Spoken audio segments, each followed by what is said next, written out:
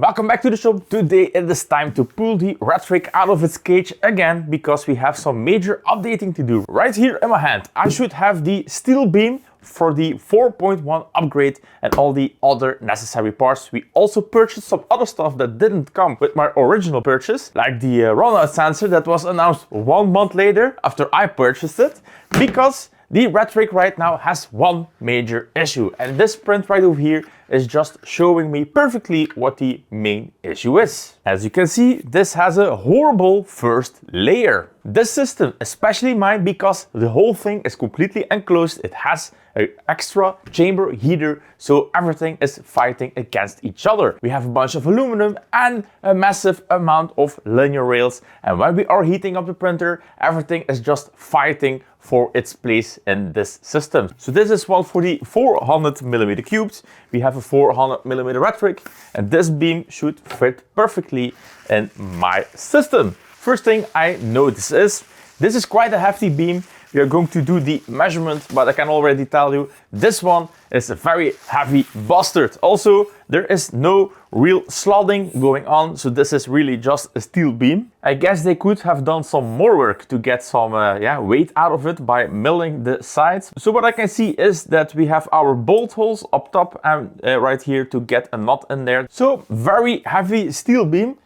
That should fit perfectly with our linear rail, and that should also help with the acting forces with the expanding aluminum and the expanding linear rails. The linear rails will expand less than the aluminum, so getting similar materials like this one should help us with fixing the gantry issues that are on there. This is an optional extra, the smart sensor from Orbiter. This is going to fit nicely on our Orbiter extruder. And this should be the remaining part of the upgrade kit. This is going to be less interesting to me because we already have the custom tool plate. We have everything CNC milled. There are a few things that I will borrow from in this box, but mainly what they are doing is just trying to remove as much of the plastic printed parts that was in the original 4.1 kit, and they are now going to replace it with aluminum CNC milled pieces, which is a very nice way forward. It is going to sturdy up the complete tool head. Now in my case I have already done my own design, but all of this should be for you guys if you are interested in buying the new version of the 4.1. So if you are on the lookout for a RatRig right now, the 4.1, I can already see these are going to be all the aluminum pieces. Typical RatRig fashion, everything is in plastic baggies. This is their new aluminum tool plate. We can see they have added a bunch of features. The one right now in the RatRig is just a plain bracket. This one has a lot of interesting features. A bunch more of CNC plates. Then we also have custom wiring. Also something on the new 4.1 is all your cables are now pre-crimped. There is no more bullshit going on with you having to crimp everything. RatRig right now in their new kits is going to crimp everything for you. So we finally have our custom harness. Also included in the kit is going to be a new tool head board from Orbiter. So in my case, the only reason I got the kit is going to be for the steel beam, because the tool head, we already run a custom tool head, and also the tool board from Orbiter that is going to clean up everything very nice. Alright, it is time to turn off the RatRig and pull it out to do some maintenance, because we are also going to revamp the belts. Also, we have our SSRs for the external heating, and we also have a probe that came out a lot bigger than I thought. This is a ginormous probe, so this also should be a PT1000 probe that will be integrated in klipper. So we have a remote control with our SSRs and the chamber heater that is sitting in there right now. All right, time to drain the liquids of the loop, pull the RatRig out, and first order of things probably is going to be replacing the steel beam.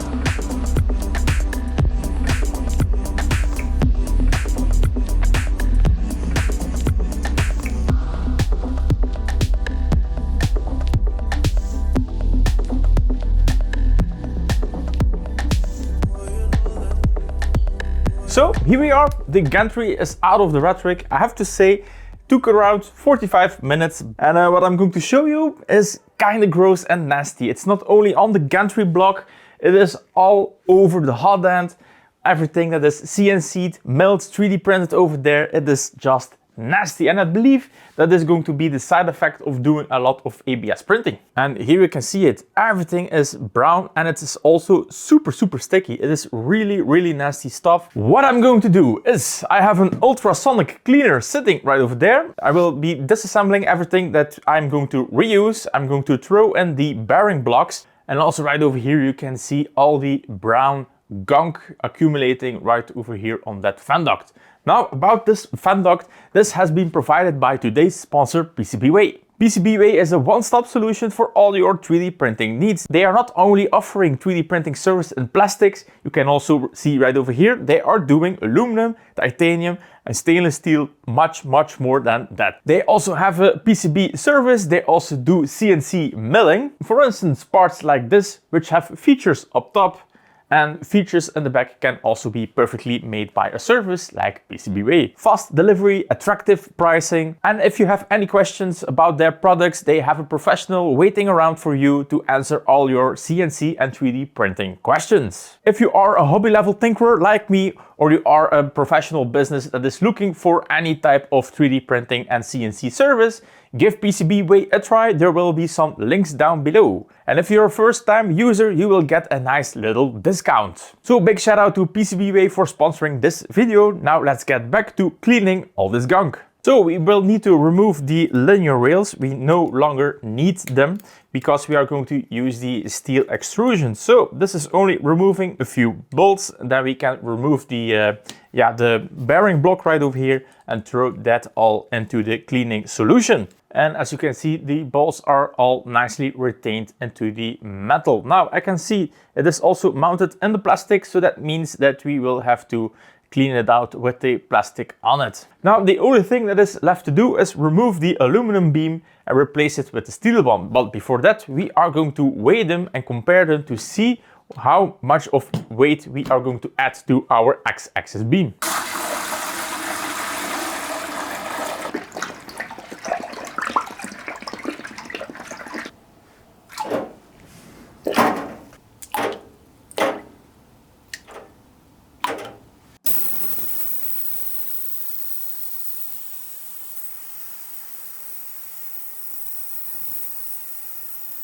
All right, we have done some first cleaning.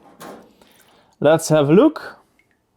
Oh yeah, looking like brand freaking new.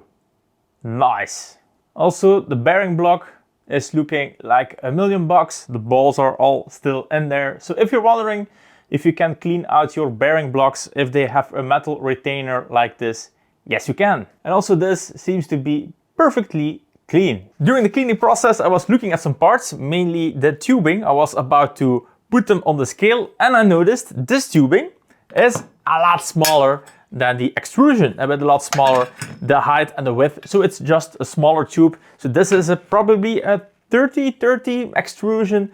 This is smaller. Now you can guess it is no longer going to fit in this XY joiner. So first I had a little, what the actual frick am I looking at and why would they do that? Now, didn't look at the manual.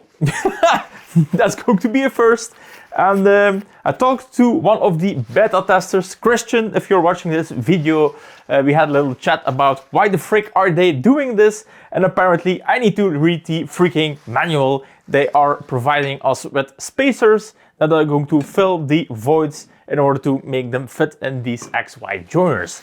That makes a lot more sense, and that also means that I will need to read the freaking manual from here on now. Well, everything is drying, why not do a little bit of a weight test? So let's start with the aluminum extrusion. This is going to come in at 274 grams, and now we are going with the steel 300. It is actually not as bad as I thought. We are only gaining around 25 grams on this steel extrusion, which should be pretty fine. Now, Talking with Christian again, he told me that he lost around 2,000 to 3,000 of acceleration on the y-axis. I have around 7,000 to 8,000 of acceleration, so that would mean that I will be closer sitting at 5,000. Now, we will see about that. Only one way to know for sure is just by reassembling everything and see if there is any weirdness going on. Started to read the manual. We are now trying to mount the linear rail, and we have some nice slots with a nice little device to do all our tightening until I reach this point. Like, what the frick I'm going to do with this boy? So it doesn't fit. That means we need to grab a drill and make this hole bigger.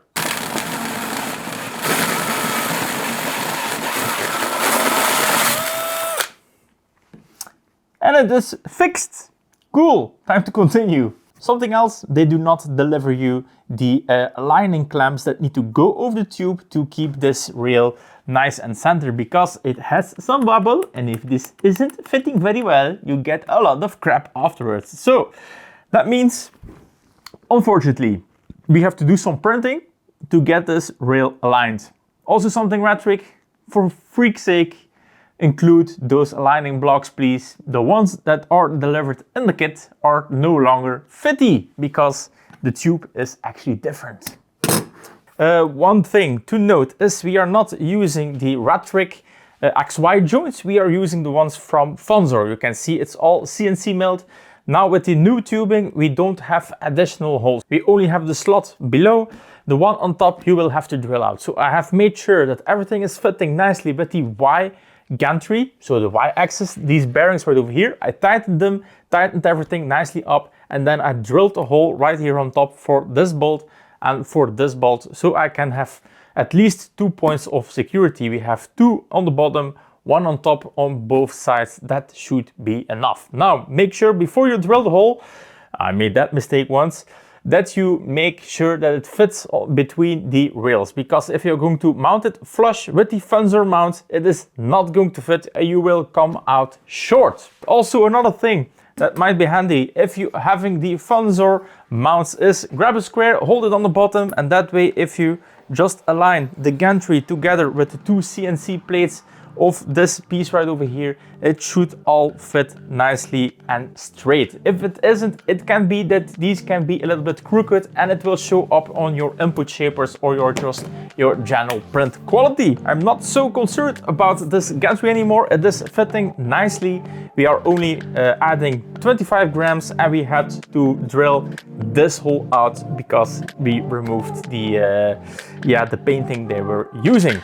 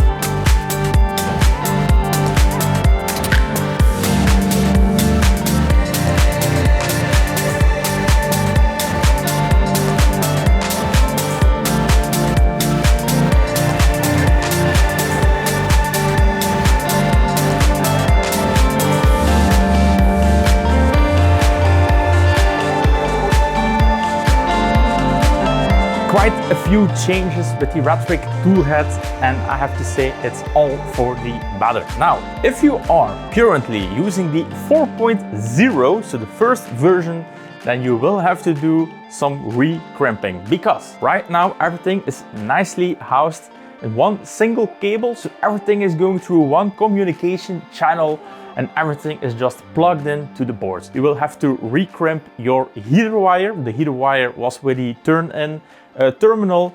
You have to re-crimp some new connectors on that, and the same is going to be true for the fan. The end stop you get a new cable for, and for beacon you get a new cable. Now, with this upgrade that I'm running, the beacon cable is working, but instead of running it to one side where all the cables are sitting, I had to run it from the other side, otherwise the cable would be too short, but it still fits. Also, the way that they are integrating this little tool up top that does the filament runout detection and the tangling and all of that, it is just bridged with a special connector straight into the O2S board, I believe it's called. I'm going to call it the orbiter board. It is just, in my opinion, or it looks like a match made in heaven. Now, that means that all these cables right over here are for the garbage. We are not going to reuse any of them. The only thing that we will need to run is this cable right over here. So that will need to go into the sleeving. That also means that we have a lot more room in this cable to maybe run our water cooling through that tubing. Right now it has a piano wire sticking in here. That piano wire, it's sitting right over here. It snapped on me twice now. So the reason is going to be it sticks out too much. It rubs on the top side of my enclosure. This is getting too much strain and it is going to snap on you. I got a few spare ones from my Voron build, but I'm not sure how we are going to integrate that. So what is left for me is remove all this wiring, make this all look neat, integrate my water cooling. Then we have to unplug the SD card from the Raspberry Pi, put on a new image. It is not compatible anymore with the older version. The older version, like I said, was by a guy, I believe his name was Helga.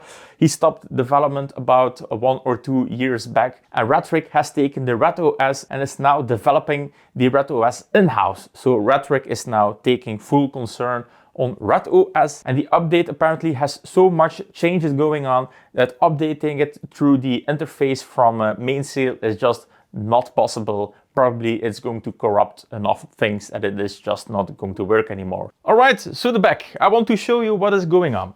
We have our one cable that is running to the tool head, and this is all the junk that we are replacing. This is actually amazing that there's so much weight and wiring getting removed with only one communication and power cable. Also, something interesting to note is we have a second dot board, which means that this is the cable running to the tool head. It plugs in right here on top. Then we have a dedicated line for our power. We have a 6.3 amp fuse that is going to give us 150 watts.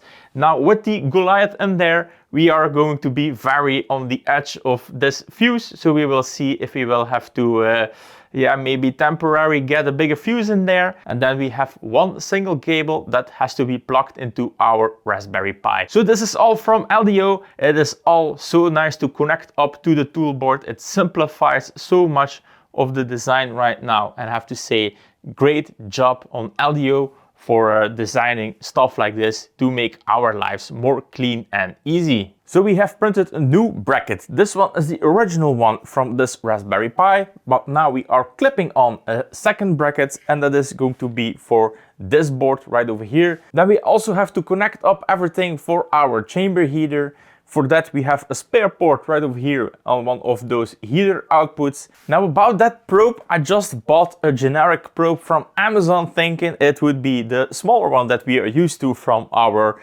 printer uses. So I ordered a PT1000 probe. The only thing is, this thing looks like you shove it up your... It's the next day. We got the new RaTOS in there. That means that we are now having some LED lighting, like you can see, and everything is configured. What I can tell you, if you have never tried RaTOS and you have any type of Voron, these are now supported. They were supported in the previous one, but the setup is so freaking easy.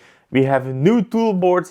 It was just pressing 2 buttons and everything went completely automatically. Even the main board in the back just got done all automatically. It is super nice. That also means that right now we have movement, but we don't have water cooling. So let's turn it off. Let's get to the back because we have a bunch more wiring going on, because the heater right over here, we want to make it run with klipper. I used to do it with a thermostat in my chamber. Now that is not good enough anymore because of some new features in RaTOS. So a little bit about RaTOS. Yesterday I talked with Christian. Christian is somebody in the RatRig community, which I have a lot of chats with when it comes to the RatRig behind me and the mods I was doing. But he also was the beta tester for RaTOS, the RC4, which I'm going to call from now on version 4 of RaTOS, because apparently the beacon in here, the standard configuration of beacon itself, wasn't really doing the trick. So now with the steel gantry and the software tweaks from RaTOS, we have some actual cool stuff going on.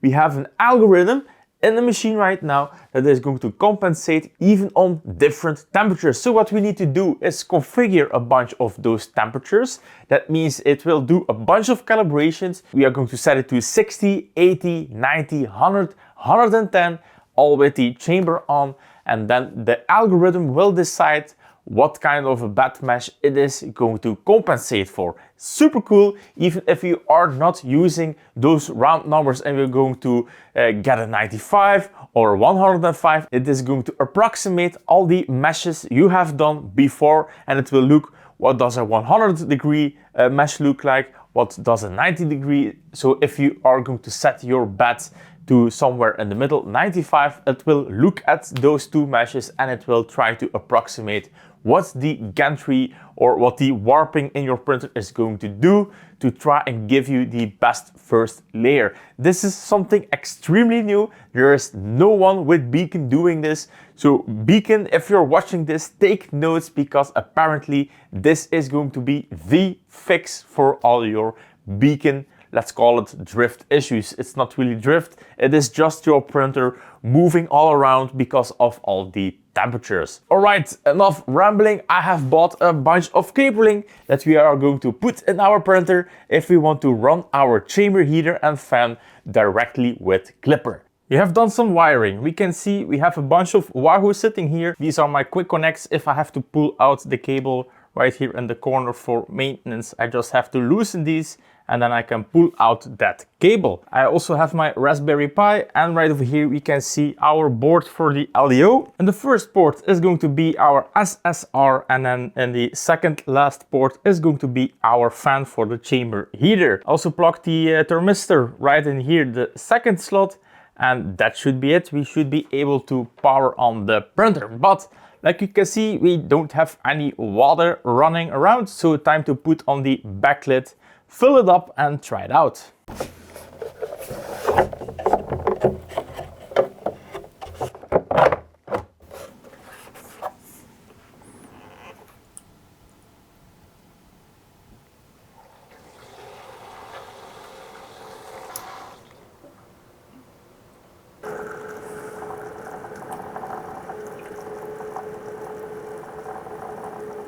Looks like we have no leaks. That is great. All the new tubing. We have to use proper water cooling. Right now it's just distilled water, but right over here is sitting a live wire. There is 230 running through this cable and it is just snipped off. So that means it is time to turn it off for the last time and put it in its enclosure so we can do the final wiring for our chamber heater right over here.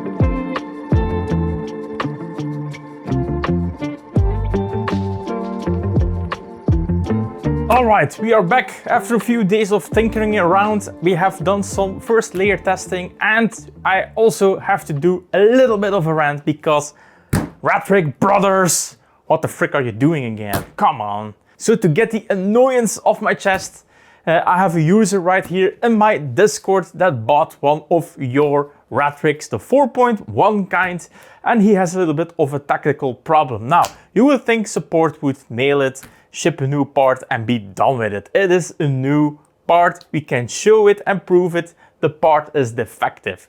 Most of all, we are talking about the heated pad right over here. He reached out to me, we did a little bit of a back and forth checking, and we said the thermostat that is in the heated pad is defective. It pops when it reaches around 100 degrees. Normally that should only be happening at 150. Or it's a defective one, or they have used a wrong one that got tossed in the wrong bucket or anything like that. I don't care. It is now more than 1 week of going back and forward, and now his latest response, and I'm going to grab my phone because I am not making this up. They are going to reach out to QIDI and report the issue. It is Chinese New Year for you guys over there, so that means that this brother is probably going to wait for another 1 or 2 weeks for a definitive response. Typically this is related to thermostat within the heater pad heating. It slowly can help temporarily, but doesn't resolve the underlying problem. No shit, Sherlock. Since it's currently Chinese New Year, the response may take a little longer, but I'll let you know as soon as I have an update. And that, my friend, is the wrong answer. You just established yourself the part is broken. For freak's sake, ship the man a new heater pad. What are you doing? I know you're not trying to ship everybody and their dog new parts because they complain about something. We have just proven the part is defective. Just freaking ship the new part.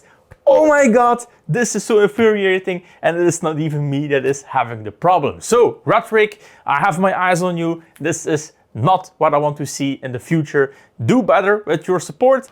Whew, yeah, so rant is done. I had to get that out of my chest because otherwise I couldn't say the things that I'm going to say right now. So first of all, my personal annoyance with the 4.1 upgrade kit. It is lacking any kind of printed parts, and you need quite a few to finish up your tool head. There is a clamp to holding your cable in the tool head board. That clamp is not provided. There are also little hooks that you need to turn in to do your cable management. That is also not provided. And then I have seen there are a few other small little bits and bobs that you need to print. Now, if we would know that up front, that was very cool, but or I skipped it or I read over it, but the parts were not included. So I would like to see the upgrade kit get the parts. So it's at least the same quality, the same material as the rest of the printer. Everything right over here is made by RatRig, yet if we buy the upgrade kit, the parts are not included. I find this very unfortunate. But on a positive note, and let me turn the camera, this brother right over here, the Prusa Core 1, has been one reliable puppy, and honestly, it is so easy to do something with the Core 1. First, I figured out I needed the part. So I went to printables, or I went to the website of RatRig, import it, and off it goes. Then there are some more parts. You import it, off it goes. It is just completely hands off, and it really saved my bacon and provided me parts that were fairly fast and easy to print. Something I also found to be extremely cool with the Prusa Core 1 is going to be the integration from printables to your slicer. I believe they call it the Connect 1 or something like that, or just the Prusa Connect. For instance, in the slicer itself or on the website, it doesn't really matter. If you find a part and you are logged in with the same account as this printer right over here, you can just select to connect it to your printer. That means that you have to push one button, it imports it into the slicer, and then you print another button to print it. And for instance, this right over here has been my SSR mount that is printed for the RatRig chamber heater. We have printed this in EasyPA from Sunlow. It came out pretty well, and I'm going to show you how this is looking. So, in short, the ease of use of the Prusa Core 1 is absolutely amazing, and even the integration we can see from the slicer, the printables website, it is just awesome to work with. Sometimes it can be a little bit grumpy about a printer like the Prusa Core 1, but on the other side, the Prusa Core 1 also has functionality that is extremely nice. So this is the part that I was talking about. I had to put in 2 heated inserts, and this has been a print-in-place part. So the printed part itself is spring-loaded. You just have to bolt on your SSR, and this snaps on a DIN rail. 3 hours, that's how long the SSR worked. And the sound that you're hearing right now is my ventilation going on, because that thing melted like a hot motherfucker. I should have learned from the QIDI. Yeah, so this SSR just completely crapped on itself. This should have been a 60 amp one. We were probably using around 20 of that for the chamber heater. It took all in all 3 hours to make a complete mess. If I wasn't close to the printer and monitoring with my phone and my couch, then this would end up in a disaster. The SSR is stuck shut. That means that the heater will continue to heat. Now for the heater itself in here, it is actually not a problem. It's rated for that. What is the problem is going to be this sucker right over here. Now, that means I will need to order parts to make this thing work again. What I'm going to do now, I guess, to try and end this video, because I'm a little bit bummed right now, I'm going to directly wire it into the power supply, heat up the chamber, turn off the printer, disconnect the terminal, so it at least has some heat going on, do the 80-degree chamber mesh compensation, and then try to do the 95-degree bed temperature ABS first layer print, which was really the only thing I was trying to achieve at this point. And let's see if we can reach it that way. And here we can see this is the MOSFET that is just completely burning itself down. So this is now completely closed. If you want to burn down your house, mail me, I will send this to you. Plug it into any kind of an output, and voila! 3 hours later, your house is no longer there.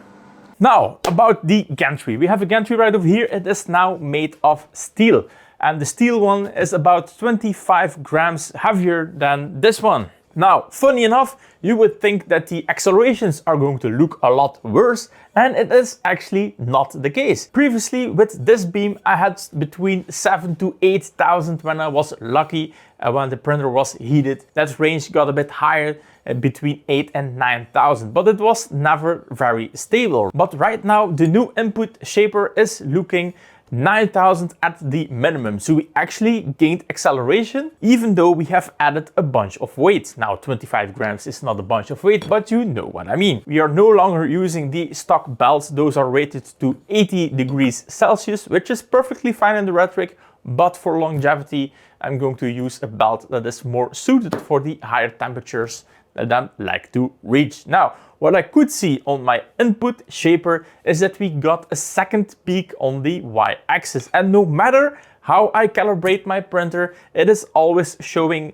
kind of a second peak. Instead of one nice big peak, we can see it is starting to form 2 peaks in the same peak. Now, you would say that is a structural problem, but as soon as I loosen the hybrid motors, that is the belt that is sitting right here up top, that goes completely away. And you can see in this input shaper graph that we actually got very, very decent core XY behavior. Over 4,000 of acceleration on one single belt path. That is absolutely nothing to laugh at. I think even the QIDI +4, if it could reach around 5,000, and that is only a 300 millimeters cubed, it's not even that, but hey, we are very close to the QIDI +4, so that means that structural, we definitely got a very solid unit going on. Now the second peak, how does it come? I believe it has a little bit to do with the steel beam resonating. I also have aluminum hard mounts that are going to tie in both linear rails.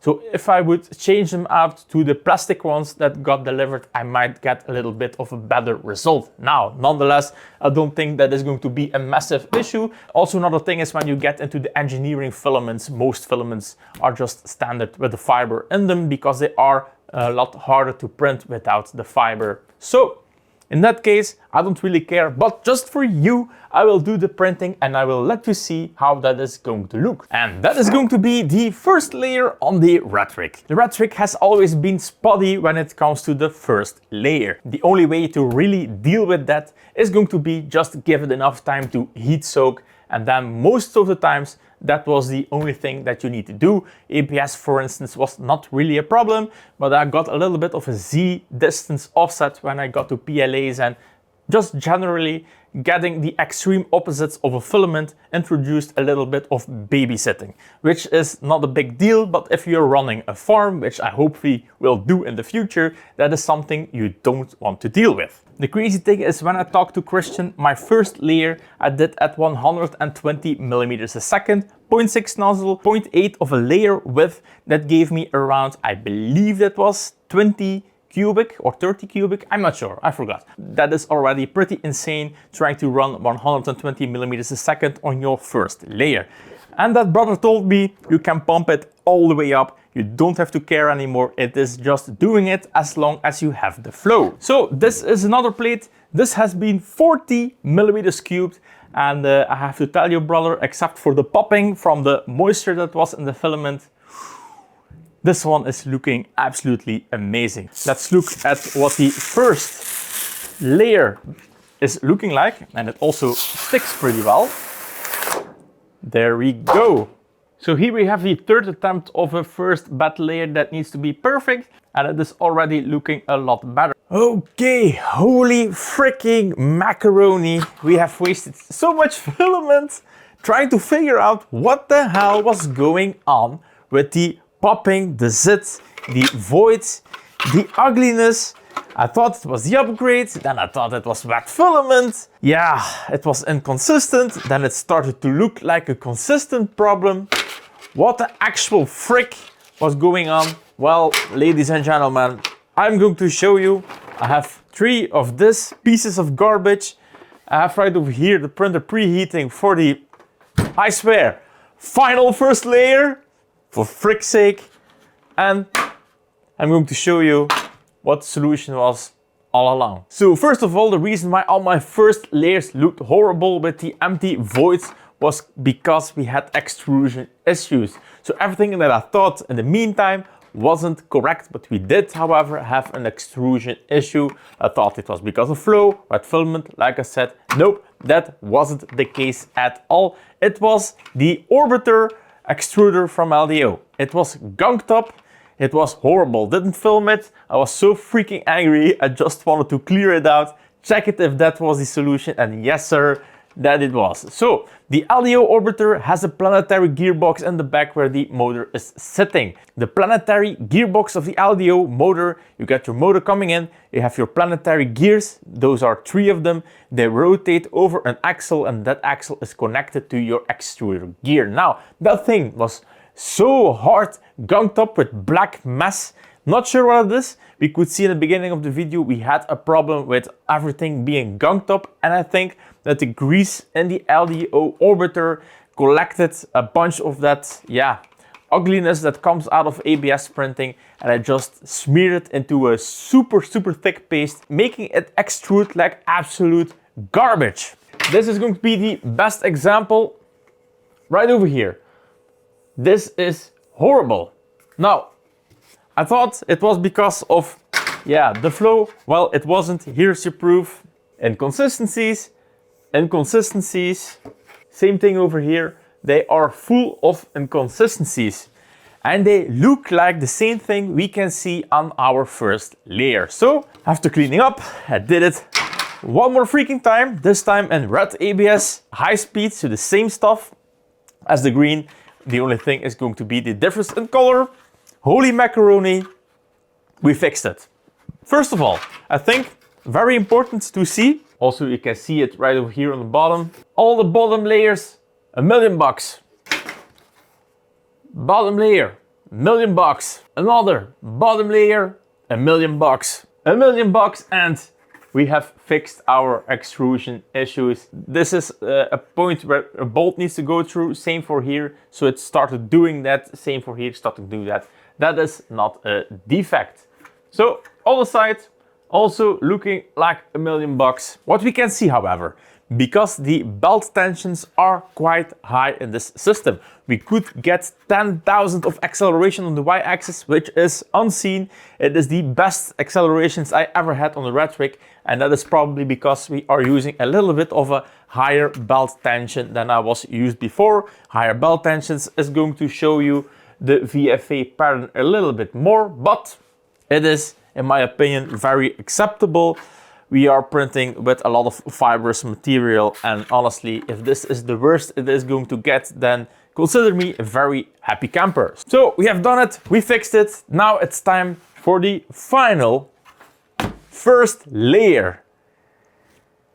Whew. I can't wait to be done with this video. This is going to be the final first layer. I swear, the really final one. Let's have a look-see. Purging time. And here we go. First layer. It's looking great. Come on, baby. Don't disappoint me. So, to verify, we are running at 40 millimeters cubed first layer, 0.8 of a layer width. And it brings us to 267 millimeters a second. All right, let's go. Hell yeah, it's still looking amazing. Look at it. Oh, it looks amazing. Dear God, never thought this would happen on a RatRig. This is insanity. Yeah, the only thing I did was just do general maintenance. And would you look at that? Would you look at this? Oh yeah, it's beautiful. It absolutely is beautiful. Even the first layer Z offset, we went from a negative 0.055 to a positive 0.05005. I'm not sure anymore.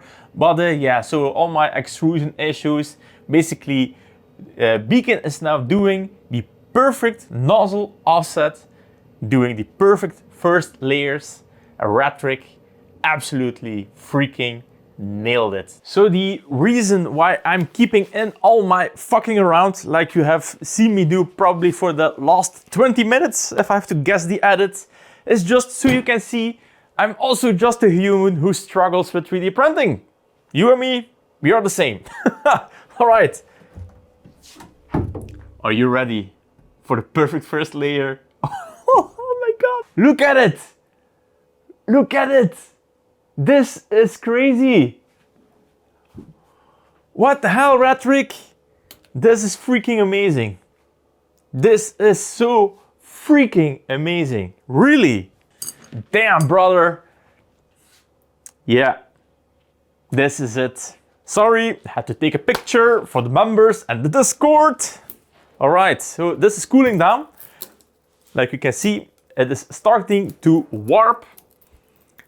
So the part is right now shrinking because it is hotter than the ambient, and we are dealing with ABS. So the struggles we had with the Polymaker Polysonic had nothing to do with Polymaker. So sorry, Polymaker, it isn't your fault. It was me all along, the trader. Well, there's a lot of tension on it. I'm trying to remove it without destroying it. As you can see, the white marks, those are just from snapping of the build plate. The build plate of RatRig has amazing sticking properties to ABS. And this one is a freshie. Definitely not a bad plate. Are you ready, ladies and gentlemen? Here is your perfect first layer. And it is truly, in all purposes and senses, a freaking perfect first layer. So the marks you can see right now, these are just from pulling off the sheet. This is not a defect. This is the back. Right over here you can see the white staining that is just from being removed from the build plate. So that's it. I'm extremely happy. If you have the RatRig, the VCore 4, and you are thinking about the 4.1 and why you need the upgrade, first of all, I had to do jack shit to get this perfect first layer, except for, of course, installing the 4.1. Also, chamber heater, kind of a neat thing. It works, only the logic, like I told you, is a little bit backwards in my opinion. So I hope Christian and the development team is going to be able to fix it and make it more feel like a QIDI, chasing the chamber temperature instead of the output temperature of the heater. Kind of a weird thing. All the rest, don't change it. It's awesome. You start the print, the preheating, the beds, everything is doing its thing. That macro is amazing. Just a little bit of a logic adjustment. Also, pretty interesting, the acceleration went all the way up. We got over 10K of acceleration on the RatRig, which I never had with the aluminum extrusion. So this is definitely another reason why you want to switch over. Switching over to the steel one is definitely a high recommendation. The only negative thing I can see is that we might introduce a little bit more of a VFA artifacting on the surface finish. So I'm between 90 and 100 Hertz. So I'm a little bit above the specs of RatRig. So if I would lower that value, that would give me probably less VFA all around. What I also could see on the input shapers, if we heat it up to 60 degrees, we have the best input shaper I have ever seen on the RatRig. That is probably also a little bit to do with the added stiffness of the new beam. If we are doing it in a cold ambient on my version, we can see that we have a little bit of a double peak going on. I think it's going to be the second vibration of the hybrid belts. Is that a big problem? Probably not. The prints I could see were looking pretty much the same as I could see right now with the last prints that we have done. Then about the tool head, I can't say a lot about the tool head. I didn't mount it. I have my own custom tool head. What I can say, it is now mostly consisting of CNC milled parts. We are no longer using plastics, which in my opinion is going to be the best way forward for a tool head. It will all come loose with belt tension and vibration, so that is also a very neat upgrade to do. Also in this one and all the new kits are going to have that filament runout sensor. So this is the upgrade for the LDO orbiter. So this is the sensor, it just sits on top. There is a little button you can push to do the unloading and the loading just by a little press of the button. Also the tangle sensor, you have to watch a little bit out with how you are going to route the Bowden tube. Except for that, that seems to be perfectly fine. Also, we got a new toolboard that is sitting at the back. The other one was a little bit of a, mounted on some plastic. And then we had all the stream relief also mounted on a bunch of plastic. I wasn't a big fan of it. It was also a little bit ugly. Now, the new O2S, OS2, whatever the hell, the new tool head board for the orbiter seems to be working perfectly fine, very close to 70 degrees of internal chamber temperatures. So what is going to be my final opinion about the 4.1? If you're going to buy it in the future, the 4.1 has proven to be quite the workhorse. The only limitation is going to be your imagination, and probably I would also change out the hot ends to something that flows a lot more. You have the tube compact, and then you have the Goliath, and there are plenty of other mods you can do with all existing brackets you can just purchase on AliExpress, also designed by my friend Christian. He is the inspiration behind the one that Mello is selling, the frame one. Now, of course, with the CNC tool head, I'm not sure if you can just drop in another one and just change the duct out. So that is something that is for somebody else to figure out, because I'm happy with the way it is going to be. So if you have the RatRig right now, I would say definitely go buy the upgrade kit. It is going to make your life so much easier, and this took zero effort to get the best perfect first layer. We could see what a piece of shit my first layer was on that little object right there in the corner, and it probably took about as long of a preheating than it did right now. So the algorithm for the first layer is absolutely a work of art, and I want to applaud everyone on the team that worked on it. You guys did the unthinkable with Beacon and a big ass printer like a RatRig 400 millimeters cubed.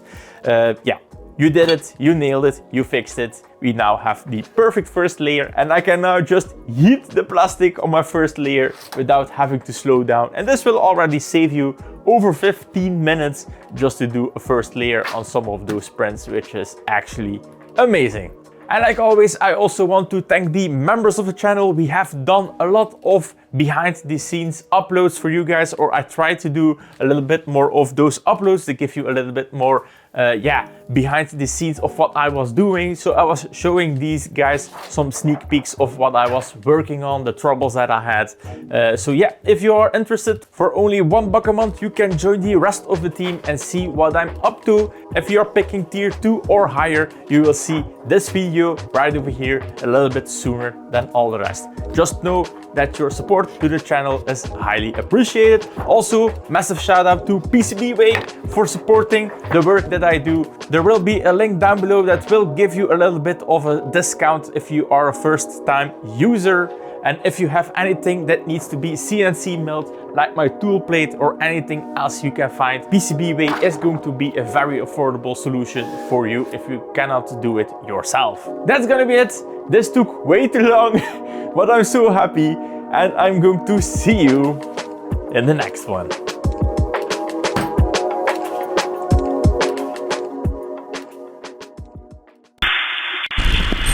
Is everyone gone? We are not done yet. This is a little bit of a bonus. We have done a bunch of printing, as you can see right over here. This is designed by somebody that loves doing Legos. And one of his last projects was this imitation of a Prusa spool. He made an automated spool that drove around and all of that. If you don't know him, his name is Matt Denton. I met him twice in Formnext. We had a few chats. Lovely little guy, so I will link it down below to this video, but let's look what we have been up to. So this is our first attempt. This is going to be the top layer. Then we have a perfect bottom layer, but a very annoying looking seam. So also did it in carbon. Here we can see a little bit of that layer difference going on. That is still a very unfortunate feature that hasn't been solved. Also, the top side and our perfect bottom layers. Quality, nice, still a very annoying seam. I did the third one, and right over here you can see we are trying some seam settings. This is going to be scarf joint, not looking that hot. So that was our third attempt, and this has been after a few adjustments. It is looking a lot better. So the printer still does the basic thing that is going to be 3D printing. I also started doing some prints. We were struggling yet again with the probe of the hot end. The Goliath hot end, for some unthinkable reason, is extremely fragile, and apparently we lost the probe. We started to get intermittent problems with heating. So yeah, we lost a few prints. Also did my skew calibration. This is looking perfect. We have almost zero skew on any axis, but what I want to show you is going to be the bottom layers of all these prints. So these are the bottom layers of this project. Got a few more, all looking absolutely perfect. So I also did some actual printing to see what the surface quality is going to be on ABS with a glass fiber. This is going to be the other side. Then I also did them for real. So these are going to be production pieces that will be for our Voron 2.4s. This is going to be the insulation jacket that we will put some insulation in there to try and keep the ambient temperatures as high as possible. Same is going to be true for this over here. So these are the last parts, and that will also be your next video, another print farm video. But let's look at the quality inside. So this has been printed at 50 millimeters cubed. 0.6 nozzle, 0.25 layer height. That gives you around 300 millimeters a second. Quite spicy, so let's see what we pushed out. First glance, not too shabby. So we got some oozing, but the main thing I'm concerned about are going to be the sides, and except for our layer time changes, this is looking absolutely incredible. Then I have another one, and here we can see that we start to get some cooling issues. So we definitely need to tune our profiles. But yeah, so this is when you are extruding way too much material without the cooling. And this is what the inside is looking. So all in all, it's safe to say right now I am very pleased with what I am seeing right here on my table. The RatRig is back alive and kicking. And we also ordered, a new SSR. Apparently trying to PWM a DC load of over 500 watt is not a real thing in the industry. So that means that the RatRig the heater housing is going to get new heater elements because right now we are running on 24 volt. We are going to transform those to 220 volts, and together with this SSR, I should have all the control I need to get a nice and hot temperatures. What I could see, just ambient with the build plate and the hot end, I get around 45 degrees. And looking at this massive void, getting 45 degrees is actually pretty nice. So that is something I'm not going to show you. It is just the same thing. If you want to know more about that heater, there you go, here is the link. And also something I did between the hours is going to try and incorporate a type of wiping. So right now the RaTOS has no real macro before it is going to do that true zero offset beacon calibration. So I came up with a clean nozzle, and together with Christian, I'm trying to look how we are going to incorporate it in the existing macros that they are using right now for the preheating and the true zero offset. So let's finish this video off with a little wipe of the hot end. I'm going to link the configuration down below. This will work on any printer that you have on klipper. The only things that you will need to do is change the values, but I have added a bunch of annotations for a 5-year-old like me to understand what the hell is going to happen. And then also you need obviously to add that macro to one of your tabs. I have added to the filament tab.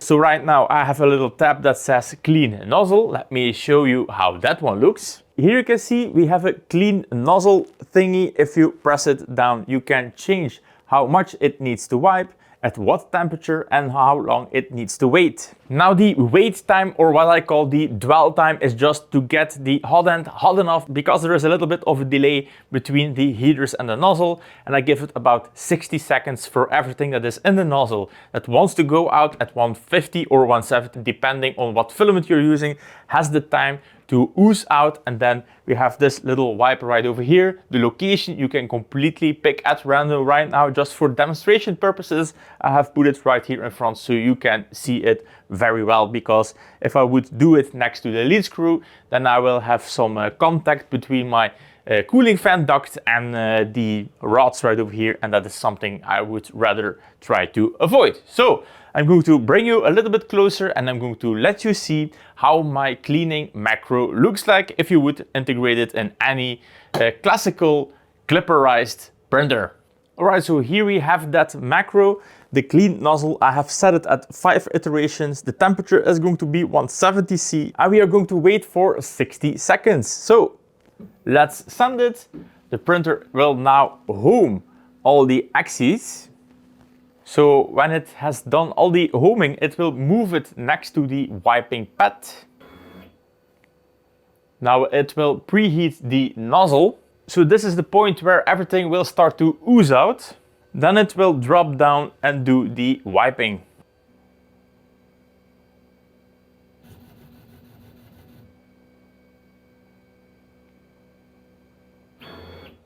Clean nozzle, and then it will park right over here. So that is the whole spiel. So now it's going to be time to try and integrate it into everything that exists, but that will be for another time. I want to thank everyone so much for watching, especially Christian for helping this brother out, because this is way over my head sometimes. And without the help of AI, that clean nozzle would not be a thing in the first place. So I'm really proud of everything it is doing. But yeah, as soon as everything is ready, I will try and make a little short or a little video about that. Also, if you're new to the channel, please make sure that you're subscribed. Your subscriptions mean everything to me, and they are free. I also have a Discord down below. You can visit us. We are a team of tinkerers and engineers, or just the regular fuck around to find out people like me. We are all meeting in the Team 7 Discord. Also, a big shout out to all the members of the channel. Like always, thank you for supporting the work that I do. I think we have done some cool stuff today. And guys, I see you in the next one.